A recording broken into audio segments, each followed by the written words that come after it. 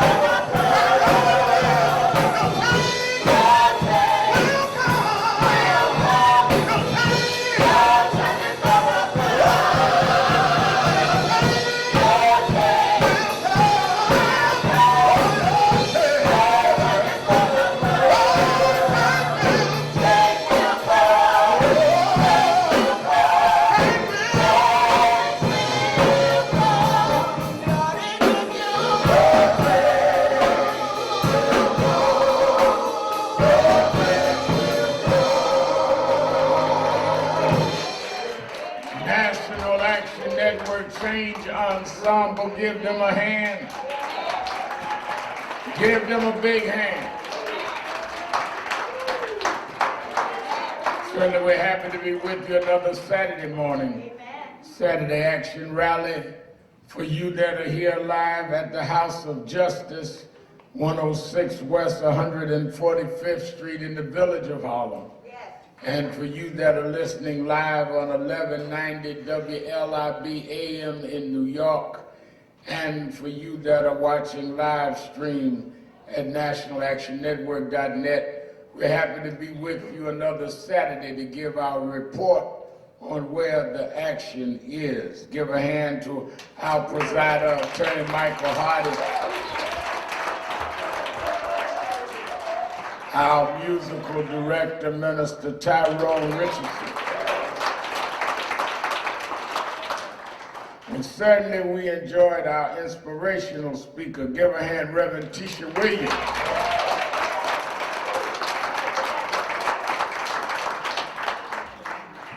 Reverend Tisha Williams, who pastors First Baptist in Bridgehampton. And she did a great job. If you can bring Jesus and Biggie in your message.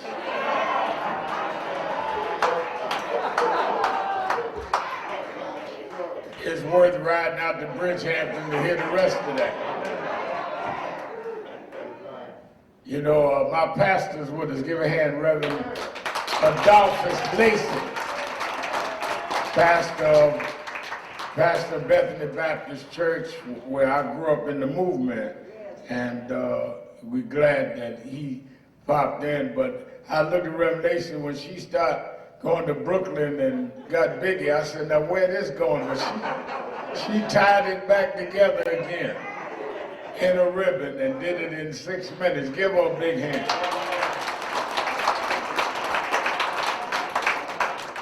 Then, of course, this is Hazel Duke's Day at National Action Network.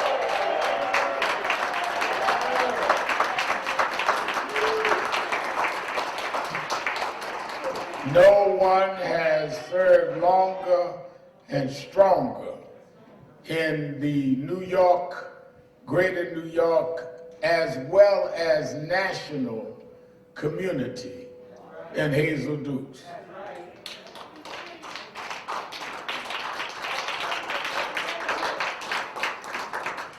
Hazel Dukes has been there, and as she told her story from Montgomery to now, and she's been the backbone of the NAACP nationally, the last 4 or 5 presidents.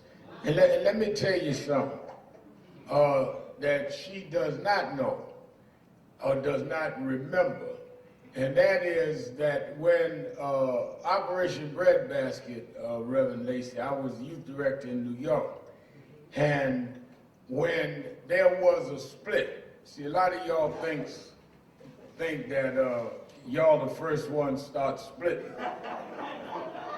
Folk been splitting since Cain and Abel. There's a history of splitting. Yes, sir. But we just find a way to keep going. And there was a split in Breadbasket in '71 where Dr. Abernathy and Reverend Jackson had a split. And I was with Reverend Jackson. I was a protege of Reverend Jackson, so I split and formed National Youth Movement, 71, and 50 years ago. I was 16. I had been youth director since I was 13.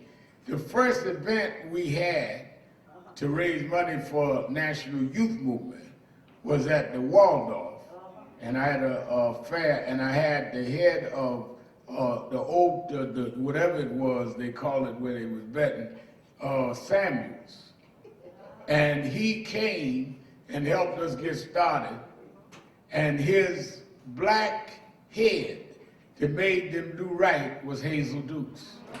That's how long we go back. This before I knew James Brown or anybody. That's how long we go back.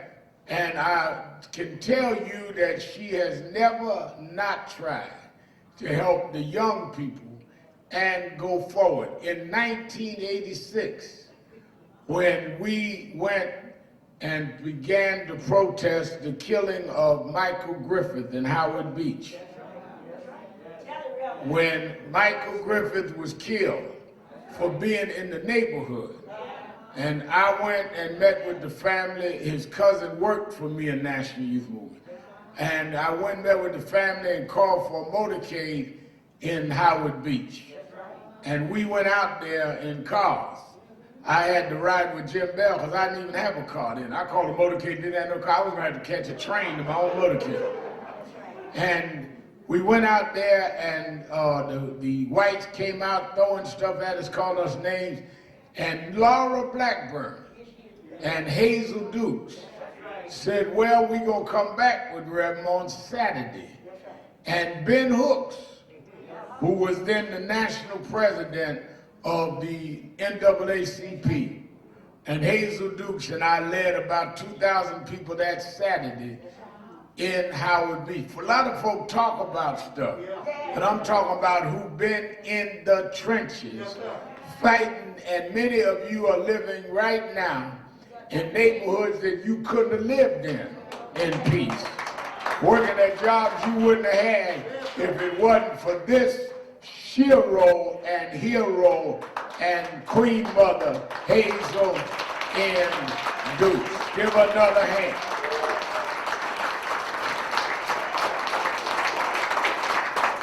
Come on, give her a big hand.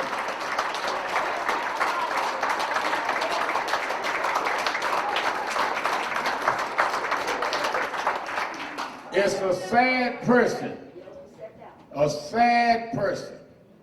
that does not show gratitude for those that helped them along the way.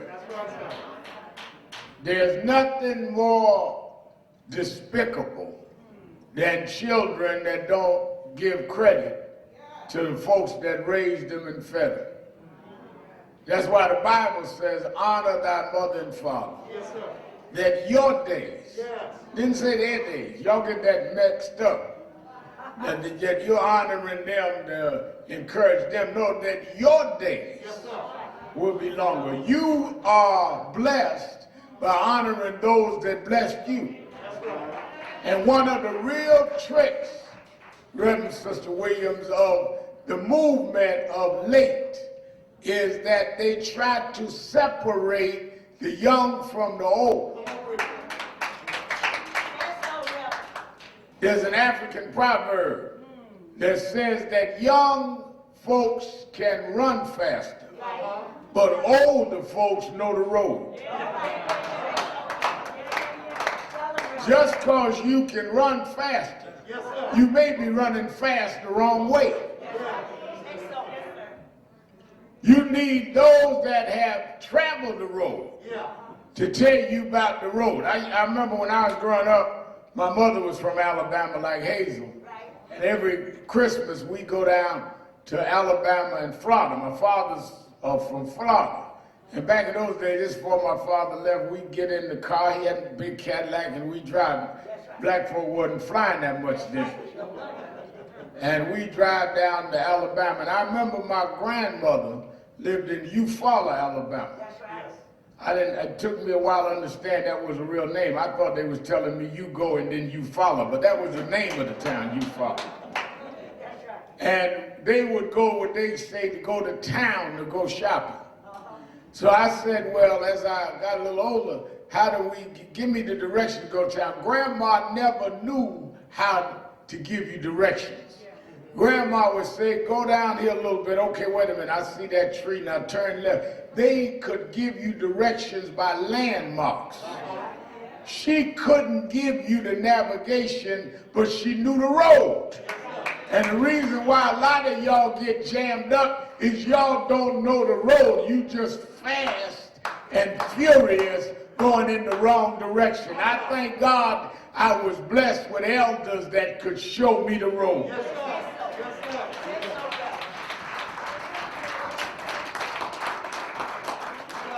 We're also glad to have with us Sister Maya Wiley, running for mayor and spoke for us this morning. Maya Wiley has been in the trenches long time. Let me tell you something about that she does not often say. Maya Wiley's father was one of the leading advocates, activists, and leaders of our movement in the 60s and 70s. Welcome our Impact TV families watching us all over the world on Impact TV. George Wiley, who was the head of the National Welfare Rights Organization, is Maya's father. And George Wiley, a lot of what we talk about with Dr. King and the Poor People's Campaign came out of the mind and work of George Wiley and in National Welfare Rights, NWRO. So Maya grew up in a movement house and grew up with this ingrained with her to fight for the least of these. And I'm gonna tell you something. Everybody talking about, I was at a meeting last night, people talking about who gonna be the mayor, who gonna be the controller, who gonna be the district attorney. You are going to have to, and I'm not endorsed anybody, and I don't know if I will, I don't know if I won't. I might jump up in the middle of the night and tweet it. There's no telling what I'm gonna do. But whatever leadership comes next in this city, Reverend Lacey, I want y'all to hear me clear. It's going to have to be both compassionate and competent. That's right. That's right. That's right. That's right. The reason I say compassionate is you are going to come out of this pandemic with more people with more needs than when you went in. If you think there was a division between the haves and the have-nots, It has gone up because of this pandemic. Yes, sir. What you talk about, Rev Mal? There have been more small businesses closed, which means more jobs gone. There have been children that could not go to school. There were already 2 and 3 grades behind in math and in reading and other basics that now have been out of school another year. And many of them in deserts where they couldn't get on the internet and do schooling. You're going to have somebody that has the compassion for them, but the competence to rebuild a city that will have the normal go back in an abnormal way. You're going to need a visionary to bring this city back.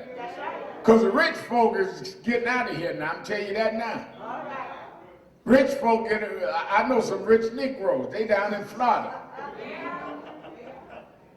You're going to have people that can reimagine the city. That's why I like Reverend Williams' message this morning, because you need some reimagining prophets right now.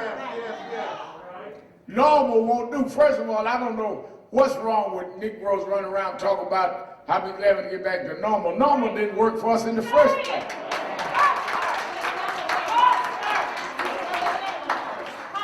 I want to know when it was normal for us.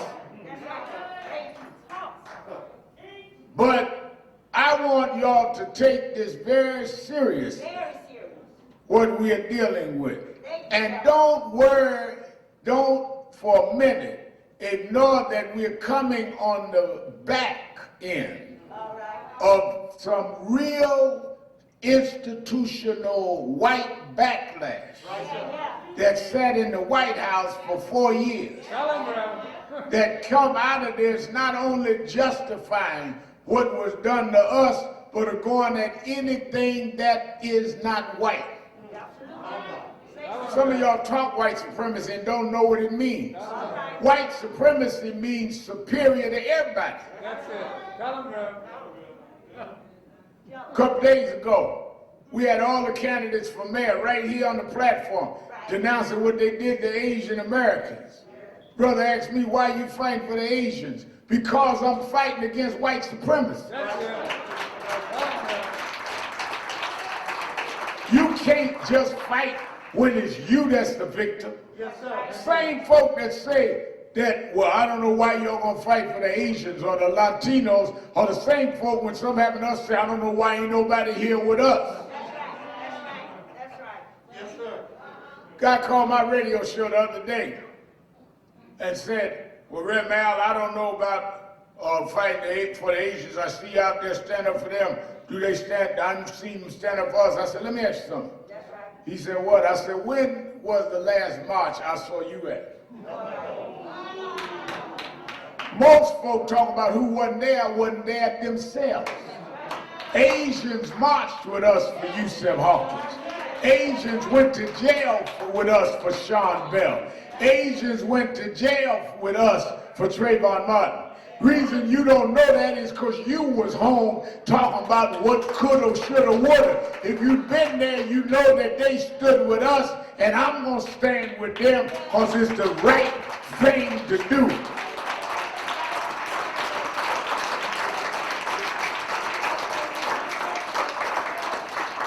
Now, you don't like it, you know, it's like you may be in the right neighborhood, but you're in the wrong house.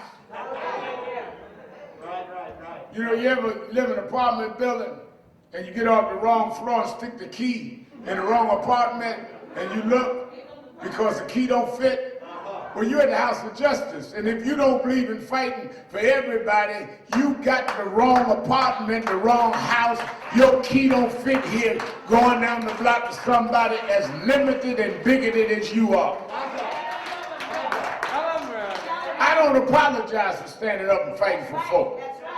Because I'm not fighting black, I'm fighting for what is right for everybody, and black folk has got to be at the front of that line.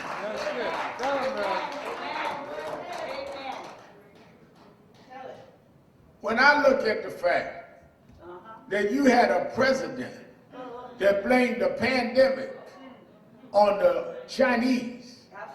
When the health experts told him to deal with this situation, and he would not, he got up on national television, said there's only 10 or 15 people that be gone away, and then admitted to Bob Woodward on tape. Well, I didn't want to scare the people and lied. And it expanded into a pandemic because you had a president that misled the people. And rather than deal with his own lies, he stopped talking about the Chinese disease and Kung flu and race baited people of Asian descent rather than tell the truth to the people. I don't care if nobody stands with the Asians, I'm going to stand with them. It is not right, it is not correct, and we've got to stand up about it. Let me say also that, and I know a lot of our people watch us on Impact Television in California. I'm very proud. 3 years ago, we went and fought the case in Sacramento on the police killing of Stephon Clark. Young man shot and killed in his grandmother's backyard. And we fought that case and stood with that family. They've come to National Action Network Convention every year. And his brother, Stevante, many of y'all remember that picture went all over the country when I did the eulogy. His brother was hanging on my neck. And he'd come in. You know, you never know, Maya, how grief will affect people. And I remember when I got there, I flew in, do the funeral, and I got up to speak. The head of the state NAACP had spoke, and Stevante had come in, and he had his little crowd with him, and he laughed later and so about it. He thought when he walked in with his little posse that we'd get all rattled. And I told him I grew up having a little posse too. I come out of Brooklyn. So I understood all that. And when I got up to speak, he started screaming. He couldn't take it with his brother. And I told him, bring him to me. And he just held me the whole time I did the eulogy. Many of you saw that. That's right. He began getting involved in the movement. And he began working around police reform. And yesterday, he and his mother, the mother and brother of Stephon Clark, opened up a multi-service center in Sacramento in honor of him, the Stephon Clark House. The Stephon House. Give Savente a big hand. Give him a big hand.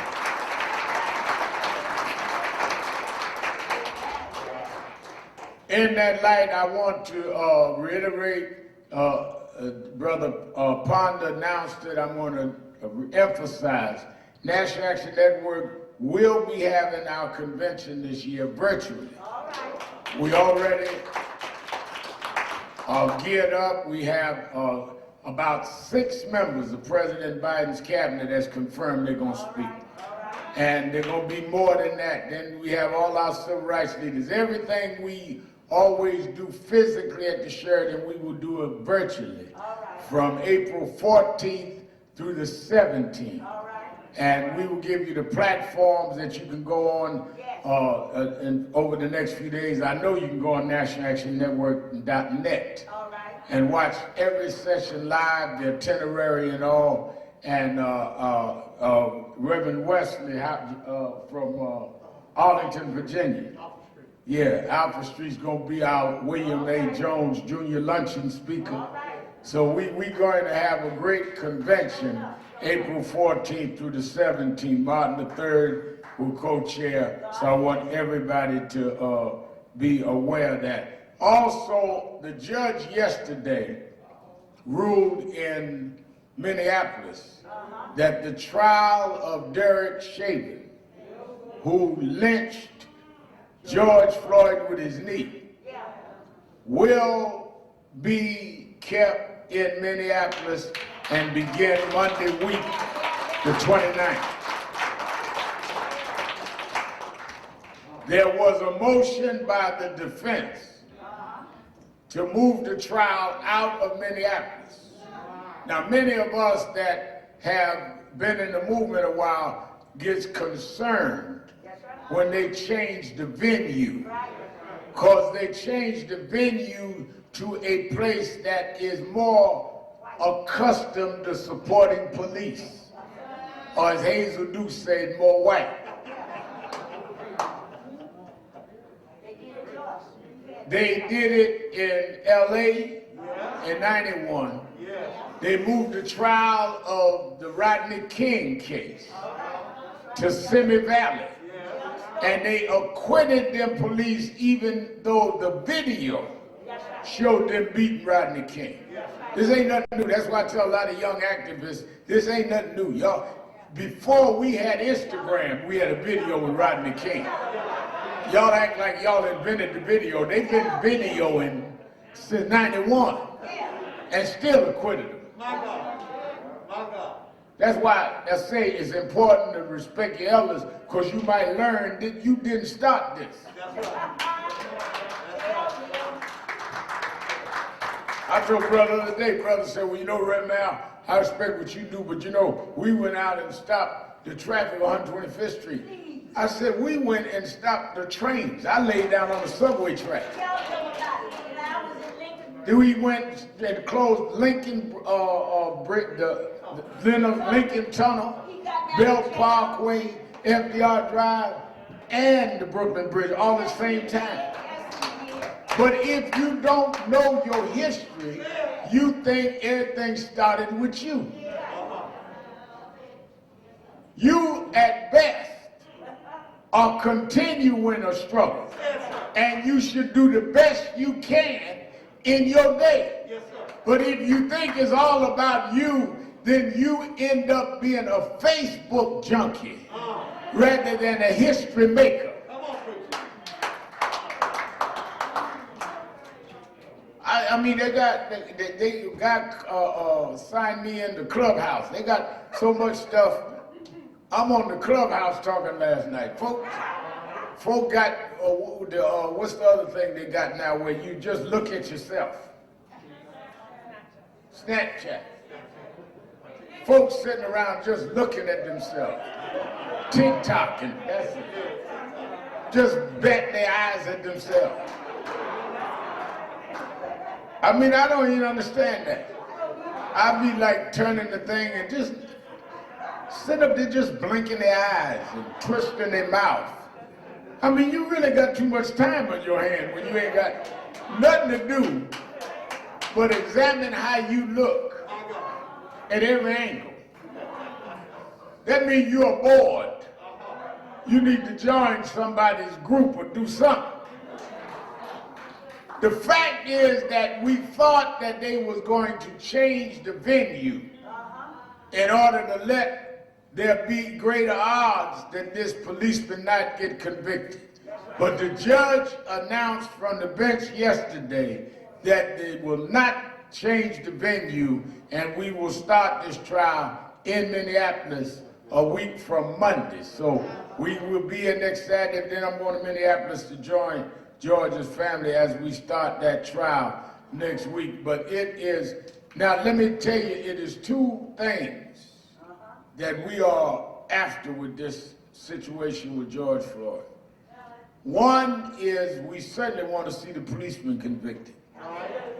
But secondly, we must keep the pressure on the George Floyd Justice and Policing Act in the U.S. Congress. The Congress, the House of Representatives, has already passed it. In the bill, it covers policing, from training to a qualified immunity, where police could be sued personally, where it becomes a federal offense to have compression as a cause of death. That's either choking someone as they did her son, Eric Garner. Where's Ms. Carr? Ms. Carr's here this morning. And it becomes a federal offense. All of that's in that bill. Now, some folks say it don't go far enough. It's further than we ever had federal law. And like I said, we're going to have debates in the movement. Folks debated Dr. King and Roy Wilkins saying the Civil Rights Act of '64 didn't go far enough. But they was the first one when it passed that got their butts from the back of the bus and sat up front. Ain't never been enough. And you need those that's going to push for more. Because we should never be satisfied. I don't get mad at folks saying I want more. Good. That means we're going to keep going till we get more. But don't get mad at those that get the things that we need right now and things that we can get. And all of this dreaming, you know, when somebody was saying to me the other day, that the Remal, you know, with George Floyd Act and John Lewis Act, y'all marched, brought all those people to Washington, had about 200,000 people around this legislation last August. Rev. Lacey was there. But I just think that the system ain't gonna work. We just need to go back to Africa. I said, well, let me ask you something. Have you ever been to Africa? He said, no. I said, I've been to Africa about 40 times. Go to Africa every year. Only reason I didn't go last year is the pandemic came, couldn't go. I said, I've been all over Africa. Ain't nobody in Africa told me to come back and get y'all.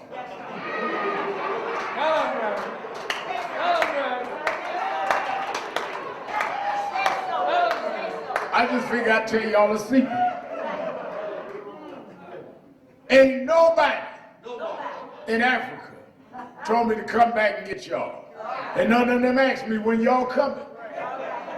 Now, I'm not saying they don't want y'all, but I want you to understand that 35 million of us going to Africa is going to cause a major reconfiguration of somebody in Africa.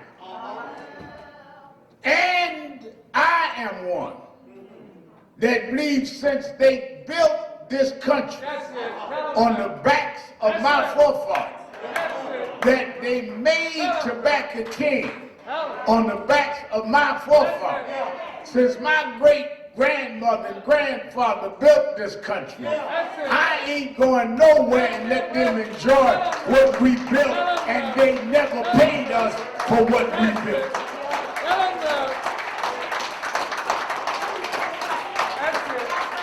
We got sweat and blood invested here, and we need to get the return on what we put in here. We built this country to hand it to y'all and go back and never got nothing, and you leave all this with y'all? No, we're going to make this country work right. If you didn't want to be right, you shouldn't have come and brought us over here.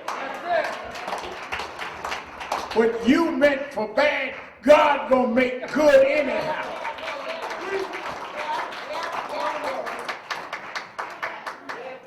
So we want this legislation passed. We're gonna be dealing with the trial, and we're gonna be dealing with the legislation at the same time. We've already asked for a meeting with the Attorney General or Judge Garland to deal with how the Justice Department is going to deal with a lot of these situations. We need to, again, we want to see them reopen their Ghana federal investigation. We need to make law. The victories out of the 60s was gauged by the Civil Rights Act and the Voting Rights Act and the Open Housing Act, because for the last half century, it changed the legal apparatus. If you don't change the law, then you just had a movement that was nice but gone. What the absolute achievement was when the demonstration also caused legislation. That's why we call this National Action Network. You got some National Holler, Scream, Get Mad networks, but we want action. We use our demonstrating and our anger to change things so that when my grandson comes of age, we can say what we did. That's right. Sitting up having pictures of a rally that they had on 125th Street 40 years ago, that ain't interesting to nobody if you can't tell them what you did. Now, I want to show you a picture of what we did, an example. Well, what come out of that? Well, nothing. I want them, people talk about it, we had an unprecedented movement last year after George Floyd and Breonna Taylor and Ahmaud Arbery, and we did. Yeah. But we got to show what come out of it. That's right. If we don't have something come out of it, then what was it about? Why don't we raise the issue of a George Wilder and a Martin Luther King? Because they made change. They had folk that could rap better than them that was standing on a ladder on 125th Street. They didn't change nothing. That's right. That's right. And I can put a ladder up there now. And some folk can out-rap anybody. Right. But what you gonna change? Just making speeches doesn't make change.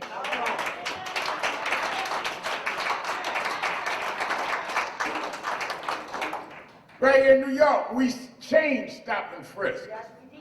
Right here in this country, we changed the racial profiling law. We weren't just out there marching, we changed law. Now we need to make federal law.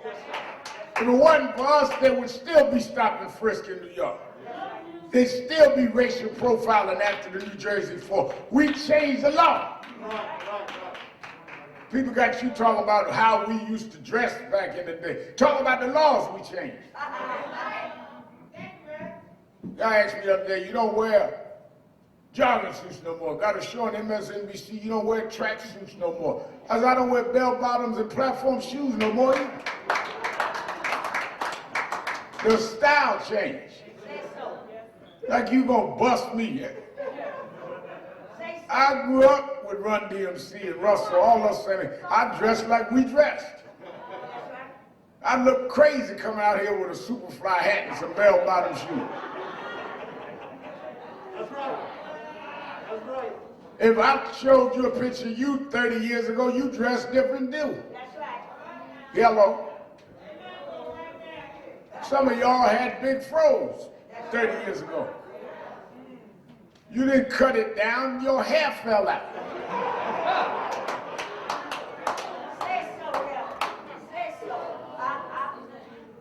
You don't need a pick no more, ain't nothing to pick. Lord. Reverend said, Lord. Let me also say that as we deal with this, there is a role. And this is going to be one of the things tying all this together. The George Floyd bill and the George Floyd trial, and dealing with, as we continue to fight on these issues, as we reimagine the cities, and as we fight the hate crimes with Asians, all of this comes into the role of the black church must again be revived to be out front.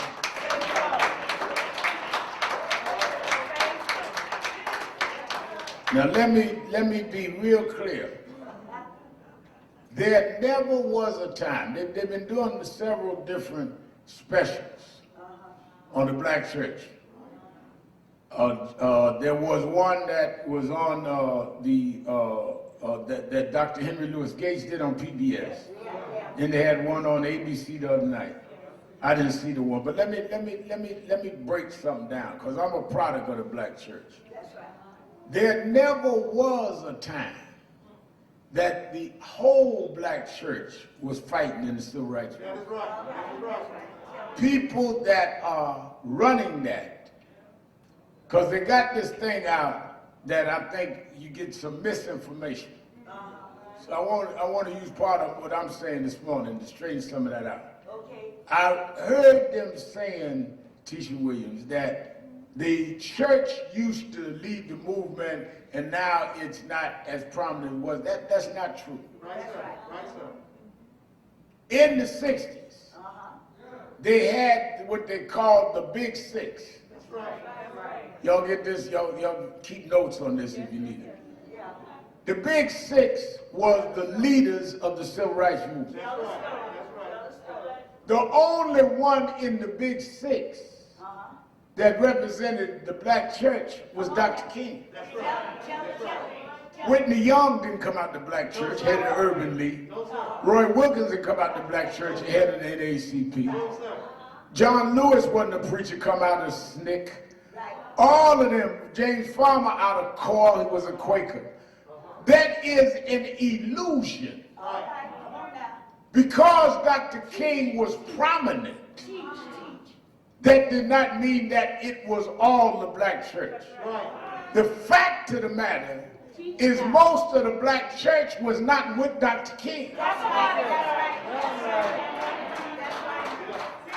Dr. King had to leave the National Baptist Convention because at that time most of them did not want to be involved in the movement. That's where the Progressive Baptist Convention comes from. I was right there. Y'all gonna talk facts. Yeah. Come on now, tell the truth, brother. Most of them Absolutely. were not in the movement. It was always the few that stood up for the many. And then they came kicking and screaming and joined a movement that they denounced. When I became youth director, New York breadmaster, some folk in the church say, oh, he done backslid, he getting in the world. Most preachers in New York wasn't following Reverend William Jones. Tell it now, tell it. Hayes will tell you, we used to have breadbasket meetings Saturday morning, Fellowship Hall in Bethany. I can tell you the preachers that was there. Tell it. I did too. I was Now, there. when we had the press conferences to announce what we won, all of them showed up. Everybody. Tell it the truth. Now, why did y'all go and do that? They were challenged. Well, you know, Reverend, I stay in the Word. No, you don't.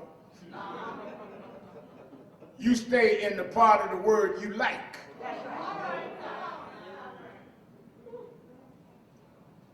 The whole Word talks about liberation struggle. Second book in the Bible is a liberation struggle. The exodus of the Israelites out of bondage. There's nowhere in the Bible that God is on the side of the oppressor.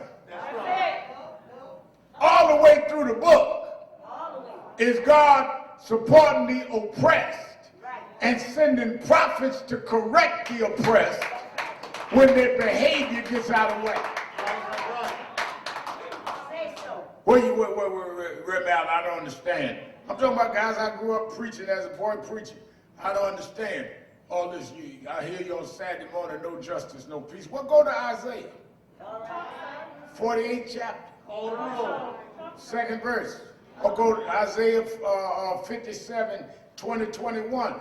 It says in Isaiah, not Al, Isaiah said, that you cannot give the wicked no peace.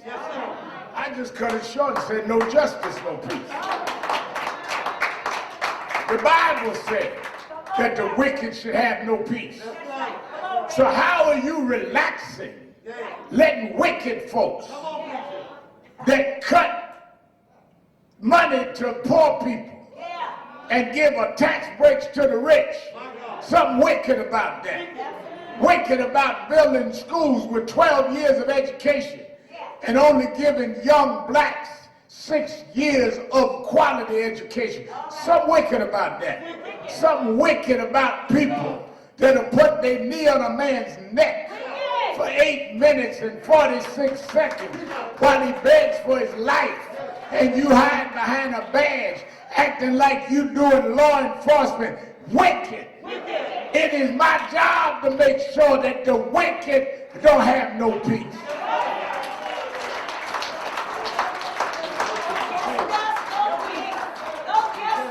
That come out of the book of Isaiah.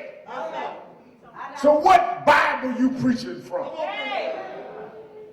If God could send Moses to challenge Pharaoh, if God could send the 3 Hebrew boys to challenge Nebuchadnezzar, if God could send Daniel to deal with Belshazzar, Yeah. if God could have Jesus violate the edicts of Herod, then what kind of God are you serving?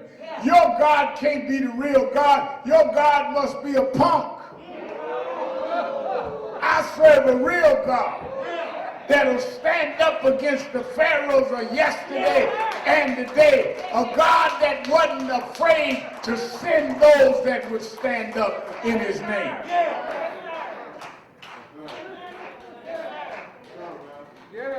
All of these preachers that are afraid to fight against the wicked are not really believing in the God they preach about. My God.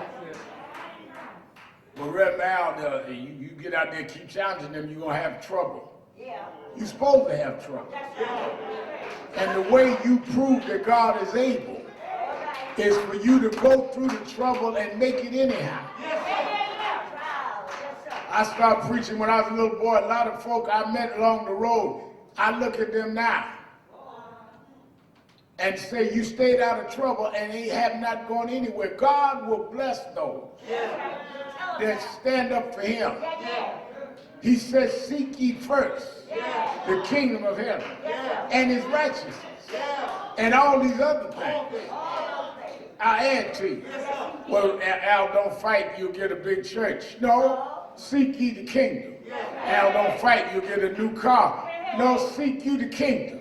Al, the crazy out there marching, carrying on. I'm going to just do my little ministry and get me a little suburban home. No, well, Al, I'm going to seek ye faith. And as I kept seeking, went to jail with Hazel Duke, kept seeking. Went 3 months to jail one time for Latinos in Puerto Rico. I kept seeking. Then the reward comes. I'll give you a show on MSNBC. I'll give you a radio show. All these other things will be added unto you.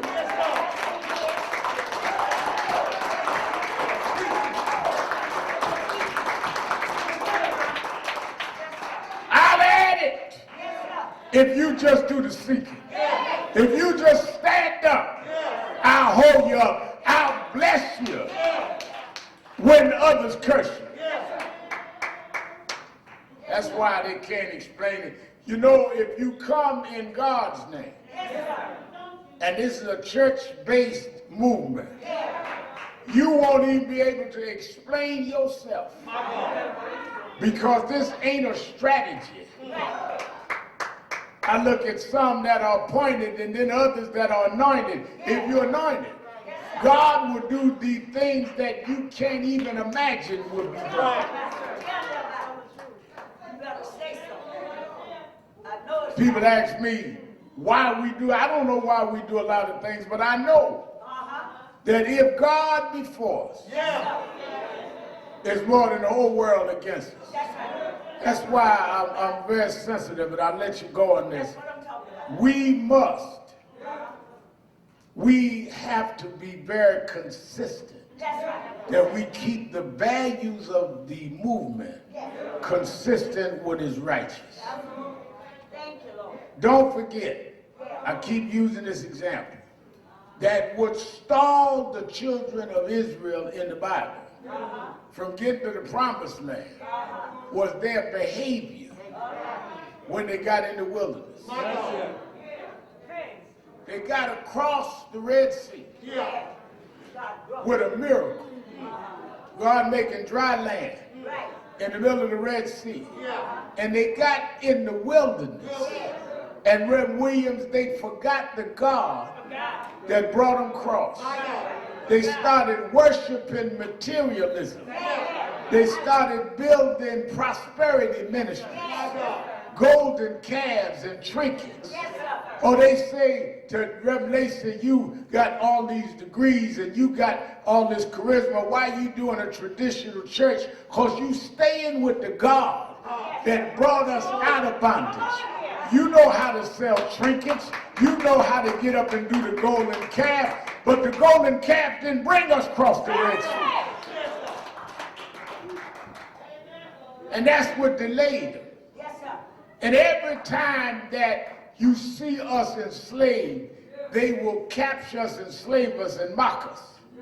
That's why you get that scripture where they mocked the children of Israel. And that's what I thought about watching some of what they're doing out there now in the movies. They're getting ready to have the Oscars. Getting ready to have different shows giving awards, mocking us. In the Bible, they mocked us, sing us. One of them songs inside. Why don't y'all entertain us? And they got you mocking the movements that built y'all. Calling yourself the N-word. Mocking Rosa Parks, calling your women hoes and bees. So somebody downtown will give you a royalty check for denigrating your own people. Mocking us. Aretha Franklin had you singing respect. Now you simulating freaky sex acts on national television, mocking yourself. We didn't get out of bondage doing the freaky deaky.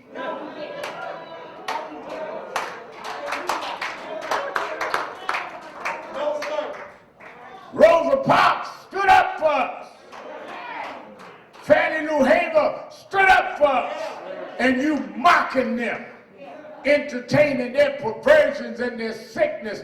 It's time for us to come out this wilderness behavior and move on to the promised land.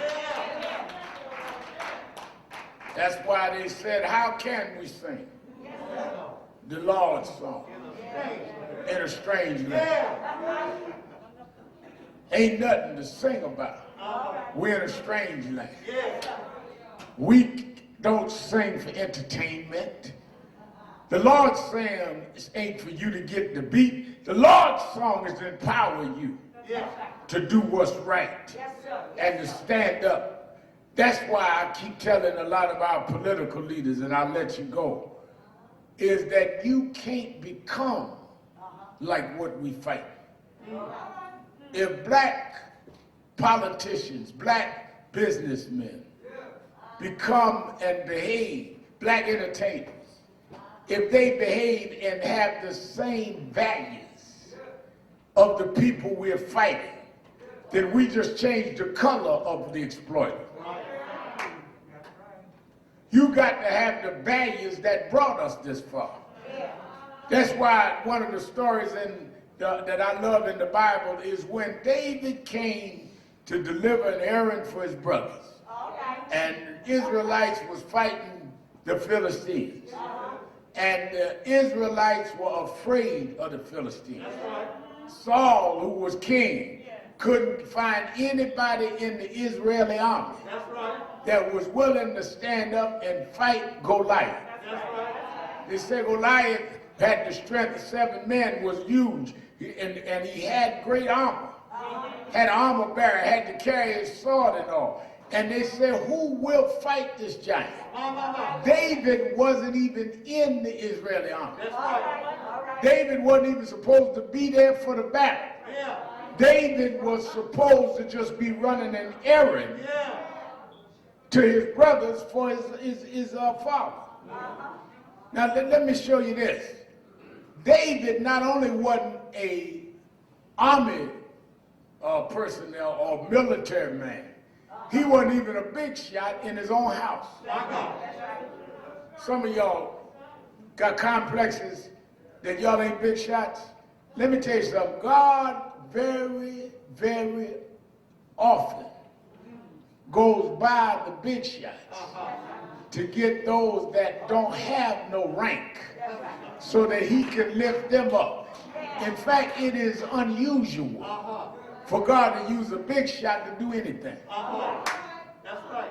If you read the scripture, if you read history, it is a habit of God to use those that are rejected to do what he wants. Why? Because if those that have all of the pedigree and the background and everything going their way, if we use them, you would think it was that made it. But if he takes somebody that is unlikely, somebody that you look down on, somebody that you laugh at, and raise them up, you would say only God could have done that. God can't get no glory out of you egomaniac, vain folk. Talk about where you went to school and what you got and who you know. God can't get no glory. But if he can find somebody that nobody think got no promise, no ability, can't do nothing, and he raises them up and makes them what he makes them, God can get the glory.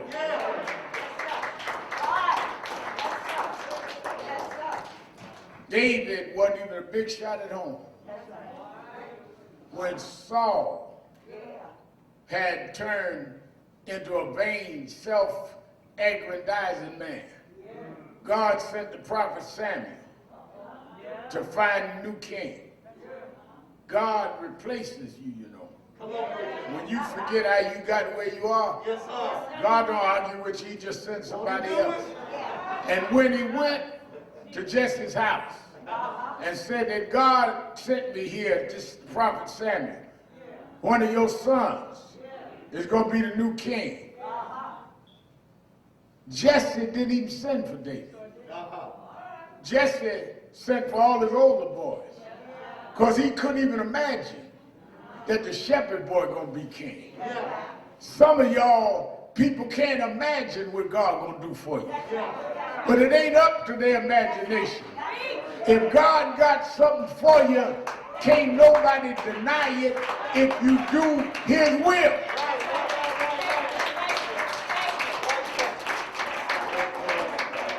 So when David ran this era, and they had no one would stand up to Goliath, this young shepherd boy said, well, if nobody will go, I'll fight the giant. They laughed at him. They said, well, wait a minute, you don't know nothing about it. His own brothers. Some of y'all know how some of your kinfolk try to talk you out of what you're doing. His own brothers said, boy, going back to daddy, you just supposed to run an errand. You don't know what you're doing. You don't know nothing about no battle. He said, well, I tell you something. You're right, I'm a shepherd boy. And one day I was out there taking care of daddy's sheep. And a lion and a bear rose up to grab daddy's sheep. I never studied no bear fighting. I never matriculated fighting lions. But the same God that gave me the ability to fight the lion and the bear, the same God will help me face Goliath.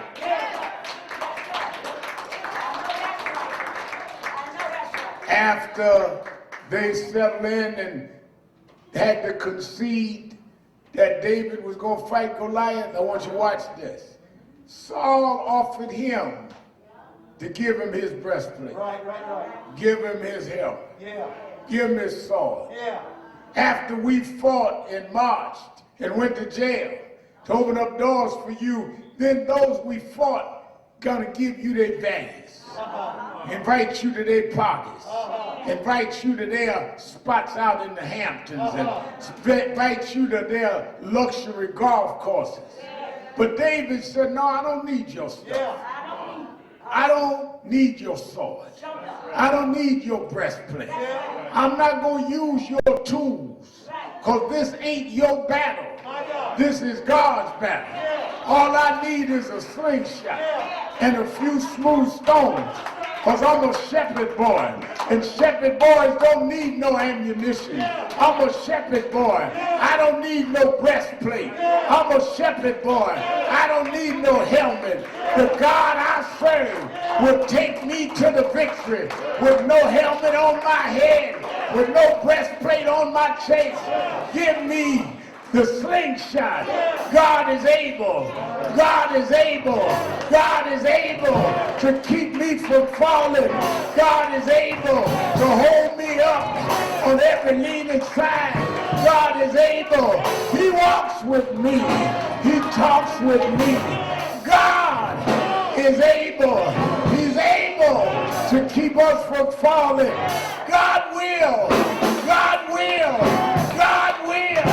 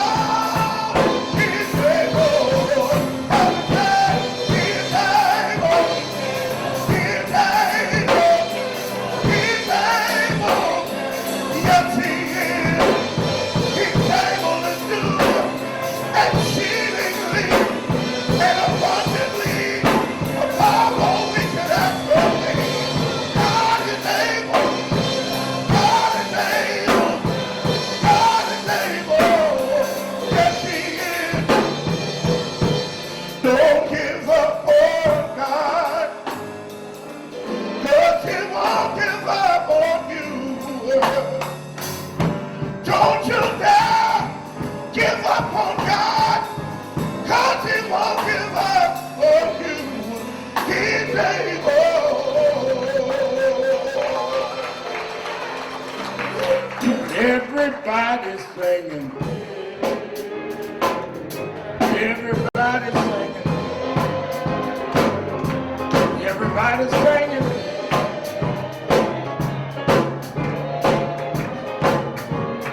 Sing it like you mean it.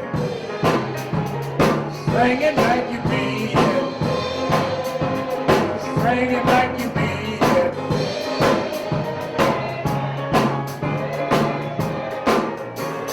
We want justice. Got to have justice. We want justice.